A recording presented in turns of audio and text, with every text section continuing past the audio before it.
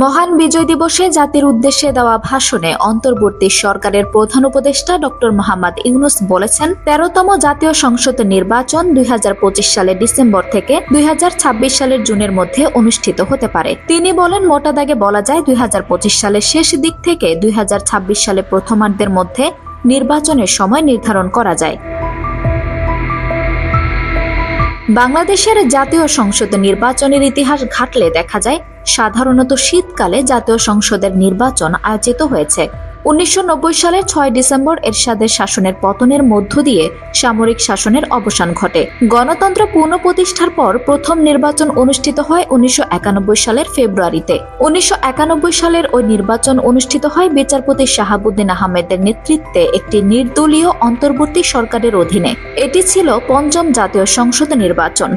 এর মধ্য দিয়ে বাংলাদেশ জাতীয়তাবাদী দল বিএনপি ক্ষমতায় আসে। এরপর বিএনপি শাসনাধীন অবস্থায় ১৯৯৬ সালের ফেব্রুয়ারিতে ষষ্ঠ জাতীয় সংসদ নির্বাচন অনুষ্ঠিত হয়। তবে আওয়ামী লীগ, জামায়াত ইসলামী বাংলাদেশ, জাতীয় পার্টি এবং অন্যান্য বিরোধী দলগুলো এই নির্বাচন বয়কট করে। এর ফলে নির্বাচিত সংসদ খুব কম সময় টিকে থাকার পর একটি সাংবিধানিক সংশোধনীর মাধ্যমে তত্ত্বাবধায়ক সরকার প্রতিষ্ঠিত হয়। ১৯৯৬ সালের জুনে সপ্তম জাতীয় সংসদ নির্বাচন অনুষ্ঠিত হয় এবং এর মাধ্যমে আওয়ামী লীগ ক্ষমতায় আসে।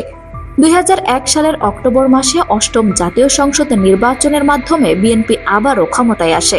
একইভাবে নবম জাতীয় সংসদ নির্বাচন অনুষ্ঠিত হয় ২০০৮ সালের ডিসেম্বর মাসে। এর মাধ্যমে আওয়ামী লীগ দ্বিতীয় মেয়াদে ক্ষমতায় আসে।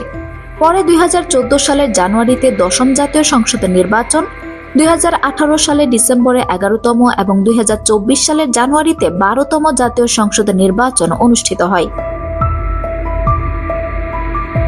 বাংলাদেশের নির্বাচনী ইতিহাস থেকে স্পষ্ট একটা ধারণা পাওয়া যায়, নির্বাচনগুলো মূলত শীতকালে অর্থাৎ ডিসেম্বর থেকে ফেব্রুয়ারি মাসের মধ্যে অনুষ্ঠিত হয়। পূর্ববর্তী নির্বাচন কমিশনগুলো শীতকালীন সময়কে নির্বাচনের জন্য বেছে নিয়েছিল, কারণ এই সময় ভোটের উপস্থিতি সাধারণত গ্রীষ্ম ও বর্ষাকালের তুলনায় বেশি হয়। আঞ্জুম হক আরবি, আমার সংবাদ।